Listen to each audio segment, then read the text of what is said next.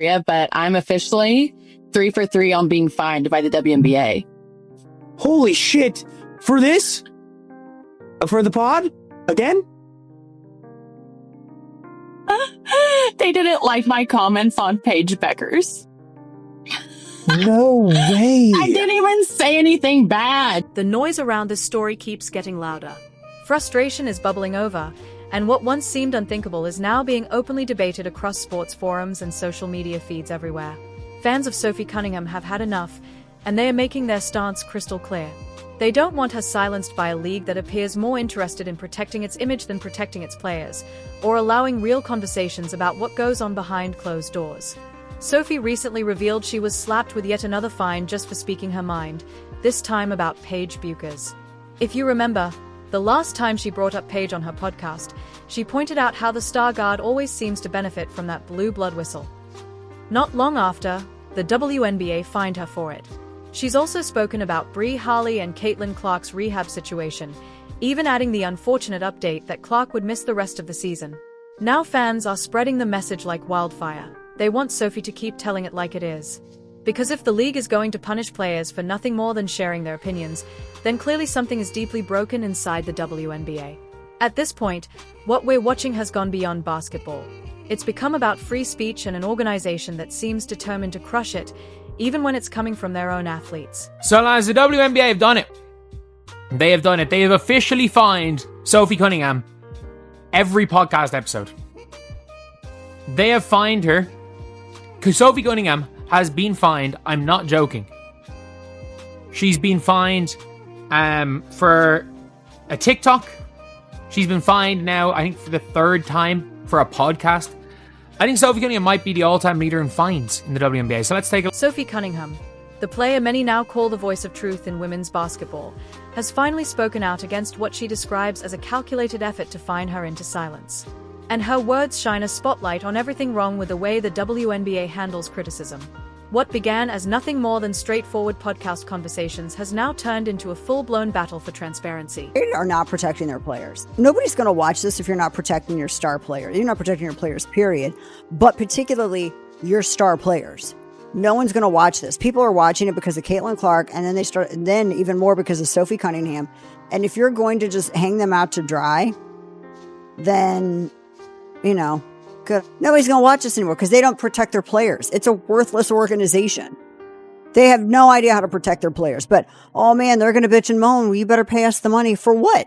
You can't even protect your star players that draw the eyeballs. Now nobody's watching. Nobody's going to watch to see the star players sitting out with injuries because of poor treatment and poor officiating on the sides. Nobody's going to watch that. If you're enjoying the video, make sure to hit subscribe. Now, during what should have been a simple podcast episode about basketball and everyday life, we witnessed another chapter in the WNBA's ongoing attempts to micromanage every single narrative that leaves their organization. Sophie launched her podcast Show Me Something with co-host Wes Wilson, thinking it would be a space for open, authentic conversations about the league she plays in. Instead, she's learned the hard way that speaking truth has turned herself into a top 5 most talked about player in the WNBA. And can I tell you, I am loving the clips that are coming out of this podcast. There's just so much fascinating elements of her that make her this really alpha, really strong, but really beautiful, spicy villain. And I think she kind of likes being the villain. I'm officially 3 for 3 on getting fined by the WNBA, Sophie admitted on her latest podcast. You could hear the frustration in her voice, the frustration of a player realizing that honesty is treated like a crime. They didn't like what I said about Paige Bueckers. And I didn't even say anything disrespectful. But this time, Sophie took a different approach. Instead of letting the fine scare her into silence, she doubled down. These penalties, which look more like intimidation tactics than fair corrections, have become a part of every episode she's recorded. And while most players would have been forced into... I'm officially 3 for 3 on being fined by the WNBA. Holy shit! For this? For the pod?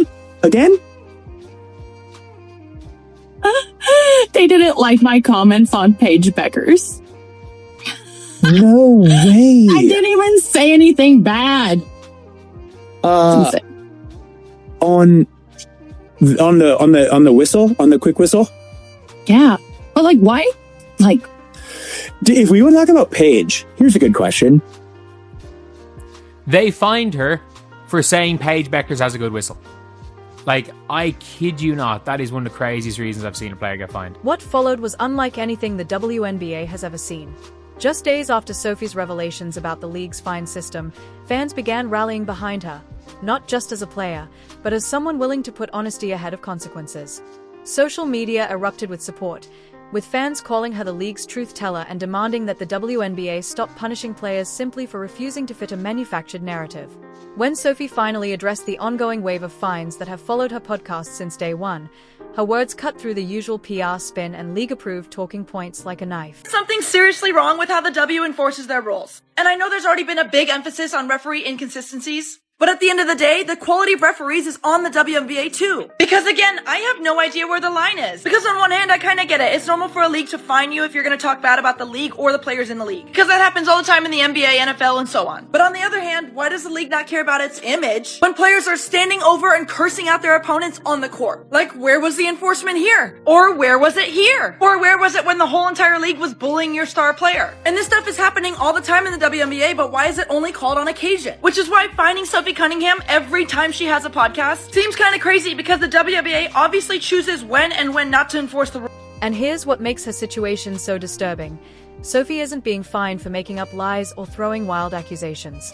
She's being punished for making simple, reasonable observations about officiating and how the league operates, things that anyone watching the games could easily notice. The WNBA has built a system where honest criticism of their product is met with financial penalties, no matter the context or truth behind it. And the numbers prove this isn't random, it's systematic. Sophie was fined $500 just for a TikTok where she lip-synced a line that mentioned referees. She was then fined $1,500 for her very first podcast episode, where she simply commented on officiating consistency. And most recently, she was hit with yet another fine, the amount undisclosed, for pointing out that Dallas Wings rookie Paige Bueckers